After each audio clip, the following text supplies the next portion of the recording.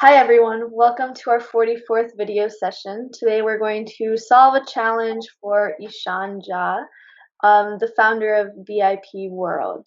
But before we get started, I'm going to introduce what we do at Impaction and video sessions. Then we'll go right into the topic for today.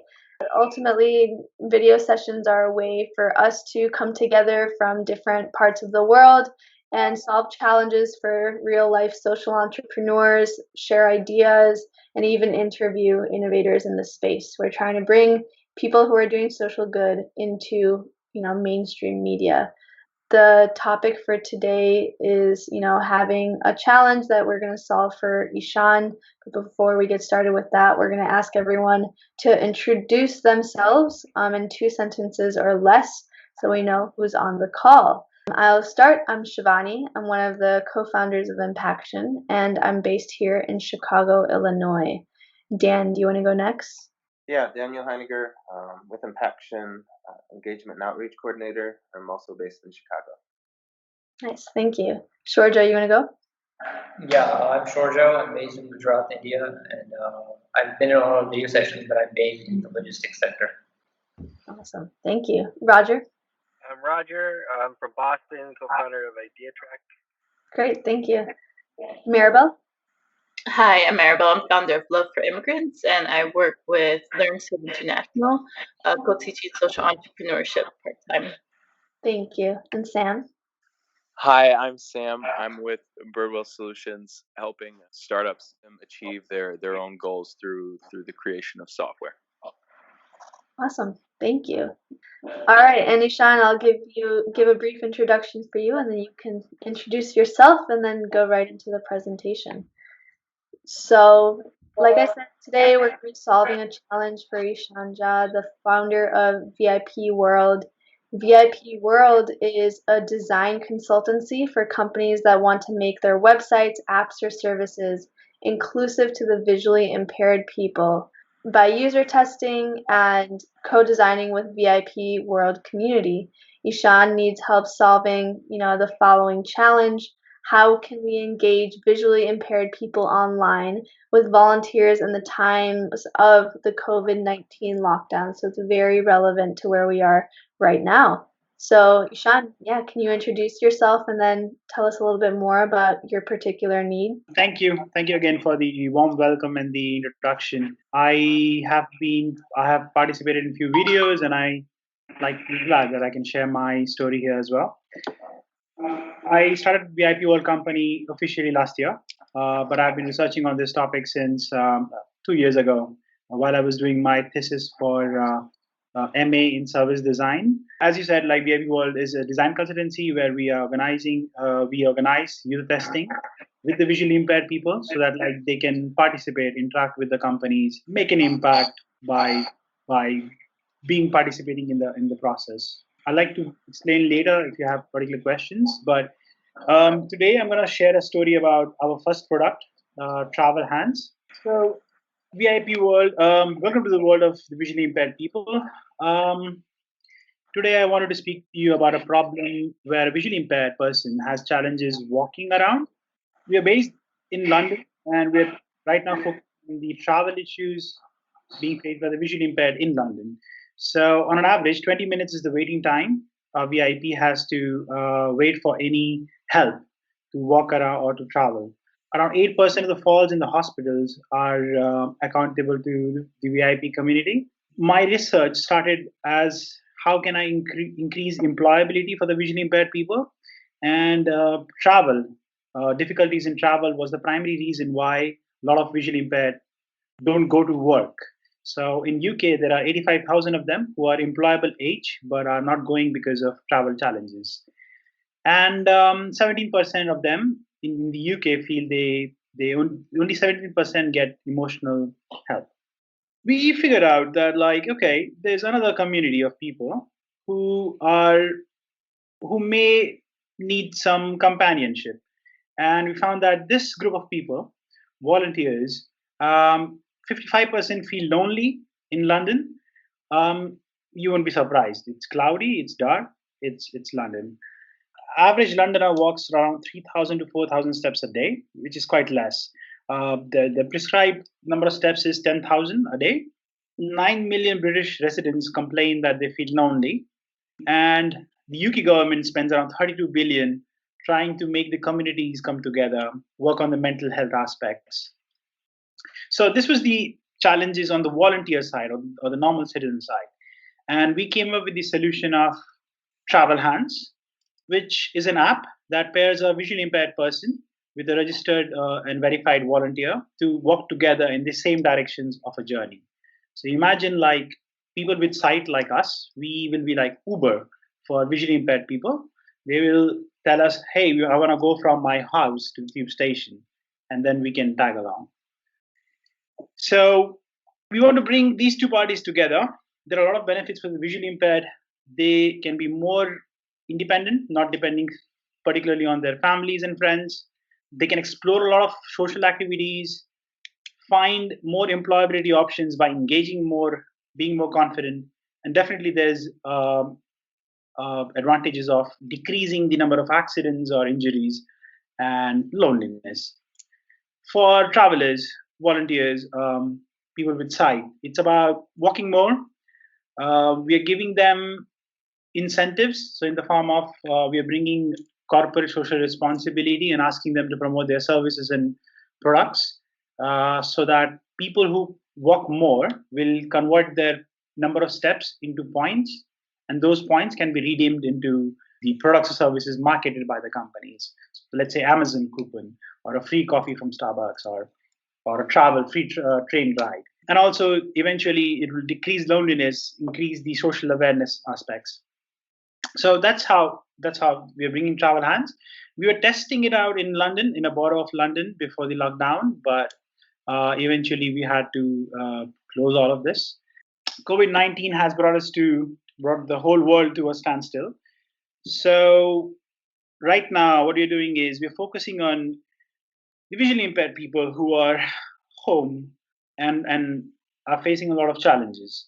So just to empathize with them, I would say each of you in the free time, blindfold yourself and spend like 1 hour operating in life, and you can imagine like how it is to be like that all the time.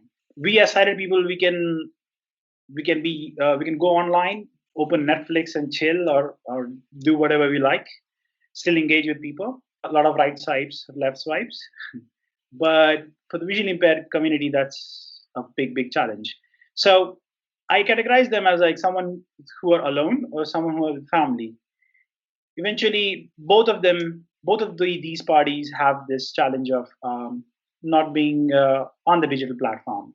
So we're a small team, but we could very fast do a sprint to understand like the challenges being faced by the VIP community here during the lockdown, and we came up with a solution where we are installing Zoom on their computers or their smartphones, training them, giving them instructions how to go about it, and then we are finding volunteers who would like to engage with these VIP online. So the idea is that we bring one volunteer, let's say somebody who wants to talk about vegan recipes, and give them tips. So one volunteer will interact with up to 3 VIPs online. A 1 hour weekly call will take that forward, so that like the VIP can engage, have a communal interaction, but also learn new recipes of cooking. So that's the solution we have. And right now, what I need help with is that what topics should I engage the volunteers and the VIP? What other ways can we get in touch with these community of people? How do I spread the word? How do I get the right people, or get the right volunteers who are serious about it, who are dedicated about it, and help us find the right solutions? So yeah, that's more or so my pitch. I'll give to you to help me out with some wonderful ideas. Great, thank you, Ishan. Thank you for the presentation. And I just have like a few, demographic questions. So can you tell us, how many volunteers you already have, in the UK, and how many VIP community members you have, and do you have an idea about their particular interests as well? What are some of the in terms of how can we channel in the topics that they might be interested in? Do you know a little bit about their backgrounds? The VIP World community is around like 40 people, but only 15 of them are on a WhatsApp group. All the other guys, I communicate through different means: phone calls, emails, texts, because not every VIP is equipped to use the digital platforms. That's a challenge. Um, in terms of volunteers, there are around 11 or 12 of them registered. This VIP World community I made up because I was volunteering with a charity here, Blind Aid, to teach them how to use computers and smartphones. So I've been teaching them since like 2018 May, and I've been interacting with them. Most of them are my friends, and through that, like we tested this concept. We're doing like weekly Wednesday 10 a.m. calls to invite any VIP, and if they have any technical issues, they get the answers, or we engage them. So that's one constant thing that we're doing, and then we have other calls that we're scheduling one by one. In terms of topics and what they like, I mean, it's the same as us. They have same interests as any other human being, I believe. It's just that you close your eyes and that's it. They would like to cook. They like to learn Spanish. They like to. There was a lady who wishes on getting beauty tips, makeup tips. There's old guy who wants to like talk about politics, but he says it has to be not fake. So how do I ensure that the discussion is not fake? Like the topics, the people who are there, they're not Donald Trump, for example. So it ranges. It's like any other human being. It's just that they are visually impaired. Okay, cool. Does anyone have any questions?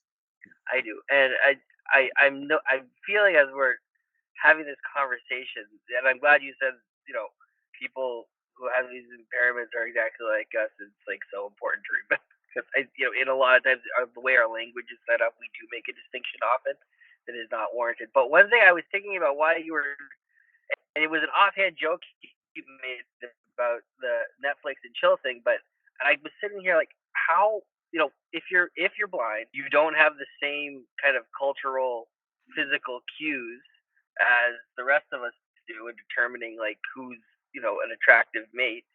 And I would think that if I mean, they date is just like anybody else.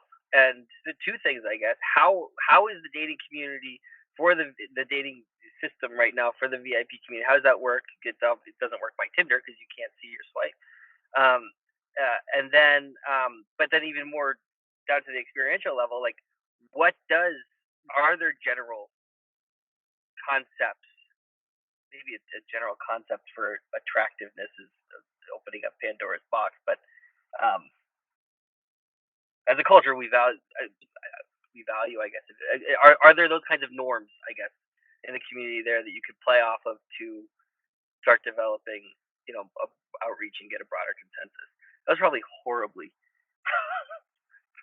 a lot of bad things I said in there, but they're coming from a good place, and I'm trying to understand. To explain your answer, to answer your question, I'd say I'll explain a bit about accessibility. How accessibility works is, so how do the visually impaired use computers and smartphones? They don't use the mouse. They have a software embedded in their uh, systems which narrates by audio what is happening. Let's say you're talking about Tinder. So Tinder should have made accessibility as a core where it explains the picture, like, oh, this person is smiling in front of a big cow. I don't know. The next picture is about this person on top of a mountain, and then every aspect in the page has to be narrated with audio.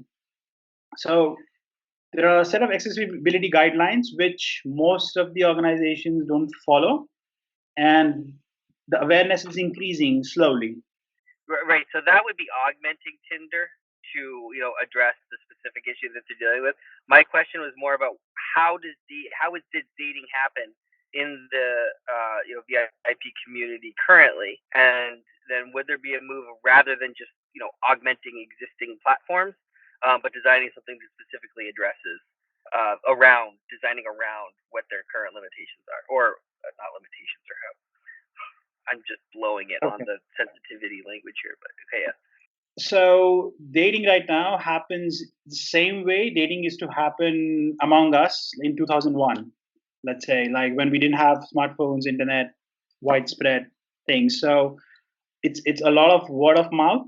A lot of people, I see a lot of people get introduced by the friends and someone, and then I haven't really done a lot of research specifically on that topic, but that's what I see. It's more of human interactions. It's more of like, hey, I met someone because my friend introduced her, or we met in a coffee meeting, or in one of these classes that happen. So like I teach in the computer class. There are like cooking class. There's a yoga. There's a writing class. A lot of things happening here. So a lot of people meet in those places, I guess. And the idea is, yes, it should be. I think they do. There's a big scope. There's a big scope of them accepting. They would like to know more people. Like to. There's no social platform for them. Facebook does a good job, the best job among all the other platforms. Facebook has m.facebook, which is totally inclusive. It's like designed for the blind people to operate, but it's a challenge still. Not the most convenient platform. Yeah, something about adapting existing platforms to fit what they're doing just seems like the wrong way to go, and you would need to it might be better off designing something up from their experience rather than down from existing platforms. Okay, that's it. I've spoken too long, but thank you so much. Thank you. No, they definitely agree with you. It is. So we as a company, what we're doing, we are following the guidelines, and then we are user testing with them. So we want them to contribute into an idea of making Tinder more accessible, more user friendly for them to work. I think I saw maybe Maribel wanting to say something. Yeah, so to answer to offer ideas for some of your questions, Ishan, for the topics of Zoom, I think music might be a really nice icebreaker for VIP community to discuss the music that they like and that they like to hear in concert. I have a cousin who is no vidente, I'm thinking in Spanish, but VIP, and he loves to talk about music. That's like what we talk about. And he always talks about wanting to see Carlos Vives in concert and how amazing that experience would be, especially for him. And so I think that would just be a really fun topic to open people up and to share something just light and fun. Also, for other ideas, more logistic related ideas, maybe if the VIP community can share the technology that has been really helpful and train one another on that technology. That's something else. I'm just going based on my cousin. Like he's really good with technology. He's teaching me about what helps him because my dad is losing sight, and I still don't understand it. I'm like, wait, what do you use? What app is that? How do you use it? And so he knows a lot more about it than I would because I don't rely on it. And so there's like a huge for people who are very tech they would love technology in the VIP community, they would know more than someone that can see but just might not be into technology as much. And so there's like a huge asset there. I think that sometimes not seen and not and people like him. And so those are two topics. And for the question of how to involve people and what the right people would be, I'm not sure about that, but I'm wondering because it's a Zoom call if people would be able to participate from other parts of the world, seeing that it's online. And I think people who feel like they want to connect with one another would be engaging with it, no matter what country they're from. That might be a way to involve people who are into connecting, as opposed to constraining it to one country. But I know you're UK based, and you probably want to keep your niche. And so that's, I guess, the question I leave you with is: would you be open to involving people from other countries besides the UK? Yeah, I mean, for now, I'm focusing on the UK market, but like eventually, yeah, why not? Like the dream is to serve 285 million VIPs all around the world. But yeah, small steps at a time, I guess. And thank you for the ideas. Yeah. Any other question? Help me out with. I have something to add. So I think especially during this time in particular, there are a lot of there's a lot of focus on mental health as well. So I think getting to the human center of your initiatives is really important. So Maribel, gave the example of talking about music, and that can lead more towards discussing your personality and different personality types that might be on the call as well. Or you can, I love her idea about, training the trainer as well. So you and Roger were talking about how VIP might be using specific apps and stuff that specific technologies that have been working out really well for them, and it's more about knowledge sharing and being able to train each other on these resources that can be really helpful as well. I think the fact that you have a WhatsApp group, it shows that it's more of like an informal relationship that you have with your community members, which is fantastic actually, because then you're focusing on people on like the human interaction rather than just, oh, I'm going to send out a blast email to people in our community and it feeling relatively impersonal. With these sessions that you have, I would say having it face to face is really important. And then you can, have your very own video session where you can record the conversation, show other people what's going on. Your momentum can build that way. And also, that can be a great way just to make sure that it's consistent. So, like replicating the type of model that we have, where having these calls, especially with COVID, you don't only want to have one off calls or, they're there every once in a while, making sure that that's something that, that people can rely on, that there's like a time and a place that people can join, and making that consistent. It can showcase the value of your community and what you're creating. And because it's virtual, you have like it's actually kind of like a great time to be virtual because everyone's virtual now and they're learning the technologies to be virtual. More people are learning how to be virtual and they're adjusting. So this is a great way to, if you're trying to gain momentum out of the UK, this would be the time to do it. So yeah, just my few thoughts there. Yeah, makes sense. Thank you. Well, I have a question, Ishan. Ishan, I want to ask you right now, how are you attracting volunteers? To be honest, I haven't really approached volunteering organizations, but there's a list of organizations and charities that are working. So in the UK, what's happening is a lot of people are being furloughed. They're getting paid by the government like some amount, and the companies have asked them to just stay at home. So people are bored, and a lot of people have registered to be volunteers. And what I'm giving them is, hey, by the time you're home, spend few hours a week to help some disabled people online. That's my pitch to them. That's something I haven't done yet because I was just optimizing my process, testing it with the existing people I have, the small community of people. And then there's social media. All the volunteers that I have, they are through social media channels. Have you? I think you probably know of the startup called Be My Eyes. Yeah. I'm sure you've heard of it. Have you? Since they have such a large base of volunteers, have you ever thought of pooling with them because they have more volunteers than even VIP people on their platform? The thing is, they're very big. They're spread all over the world now.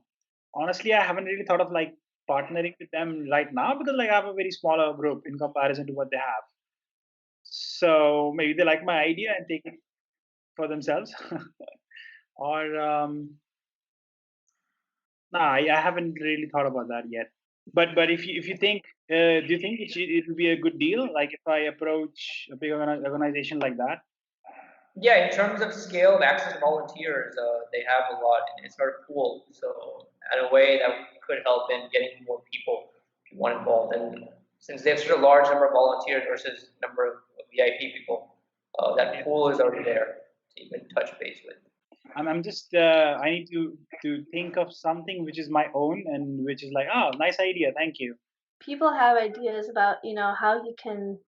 I know Shorter talked a little bit more about like scaling and being able to market this online, but does anyone have any other ideas on, how we can keep people engaged during this time in particular? And being engaged in the community itself is one thing, but being engaged even with, mental health and ideas like that, that's also another, more of an on an individual level. The one thing I'm trying out right now is centering activities in the community around like a different kind of project than we would normally do. So like we don't just have like calls. Everything's like, hey, let's write an article together, or like trying to create like some third thing. So it's not just us all sitting on a call, actually kind of emulating what you're doing here, right? Like we're not just sitting here talking about these ideas. Yeah. Like he's the focus of it, and that creates a really good dynamic. And so that's leading me to think a lot more about during the time we're all together.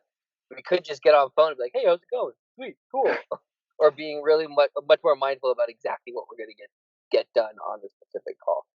I don't know what you would do with the VIP community. I just don't know. I don't know anything about it. I just don't know anything about it. Is there any charity organization, some like something famous in US which works for the visually impaired, which is very active now? We have been so bad at disability legislation and policy that it's not. One of my friend's moms used to drive around and like pick buildings and then would sue them. Like that was his job. He was a lawyer. We are so bad about it in the U.S. So it might be a more general policy problem that we have here. I don't know what's the overall community response like into citizens with disability. So in particular, we have our innovation news as a product, right? And I'm not using this as a way to pitch innovation news, but I actually searched visually impaired, and all of these news articles came up for visually impaired, like technologies. So there are some devices that are text to speech, which we already know about, but there are we're talking specifically about human-centered design. So there's a particular article where there's a student-run organization that is very human-centered, and they are ultimately trying to use design engineering to help visually impaired people in their local experiences. So there is like a combination of apps, devices, belt, like there's a particular belt, reading assistance, and there's even a travel article in here as well. So I think going through, the various articles that we have on our innovation news specifically for visually impaired people, for students, various opportunities that, there are people providing, I think you may be able to, not only share these articles with your community, you can talk about these specific topics and show, this is what's going on in different parts of the world. So you can use innovation news as a resource for you. Sure, yeah, thank you. Very, very useful. It's actually a good idea. Yeah, I never thought about that. I should actually, because a lot of these. So what we want to do eventually with the VIP World community is that people who are building stuff for the visually impaired, they get a pool of people from us, and they can test these things, like test and get real feedback from them, so that like whatever they're doing, it's usable. For example, that belt you were talking about, I think it's by an Italian guy, and I've been speaking to him for a while. And with the belt, he wants to give directions by bringing sensors in the belt. So if it's right, so the belt will vibrate in the right direction, and the person can move there. But then it's about accuracy, how accurate it is, and it can be only established by testing with real people, and that's what we want to give to to the innovators, this pool of people who would like to uh, what I'm doing, what's special about that is that like I'm profiling these people. A lot of visually impaired have a lot of other issues, hearing. A lot of them struggle with mental health issues as well. Confidence, low confidence is a big thing. So I'm bringing a community where I'm telling the companies that these very visually impaired people have certain skills, have certain knowledge, are confident, may have some health issues, but these are the things you can be aware of. One, two, three, and test with them, and mostly pay them for their time. Does not need to be a huge thing, but like yes, I'd like the companies to pay the community members for whatever inputs they're giving. Especially with user interviews and testing and whatnot. Especially you're working on a target group of customers and you're going to be implementing a device that helps them. It has to bring them into the center of the mix. So, absolutely. But okay, let me ask you a question, guys. If I ask you to register as a volunteer to spend 1 hour a week on one topic, one of your hobbies, if you wanna, I don't know, if you wanna talk about music or you wanna do yoga or whatever, like what what are the things that come to your mind when I say this? And you can be honest. Like I just wanna know. What topics would I want to share personally? Is the question? Like, what What am would I you passionate about? Yeah, and if you do, if you'd like to engage with three visually impaired people online for 1 hour a week on that Mhm. topic. My big passion is mentoring. I do direct mentorship with young adults. Actually, someone who is also in that field with me, I really want to connect you to. His name's Diego. He's visually impaired, and he was a direct service counselor for our youth mentoring program, and he just blew everyone away with how well, one, how ignorant we were of someone who's visually impaired and capabilities, and just seeing him work and engage people in a group of 15 young men in a high school setting, and he just had the entire room captivated the entire time, better than most of our counselors could do. So, someone to connect you to, but also, yeah, mentorship. Thank you. Interesting. Personally, I would want to find out if any of them are starting companies, and then work with, see if it would be worthwhile to work with them on that. Whatever, in any way you can, and maybe this is the work on your end, is figuring out like what people do for their life, and then helping them build ways to incorporate that community. So I'd want to talk to you about figuring out a way to make my community like a node that would be a resource for yours. And in that case, it would be if any of those people want to start companies. Baller. Rock on. Maribel.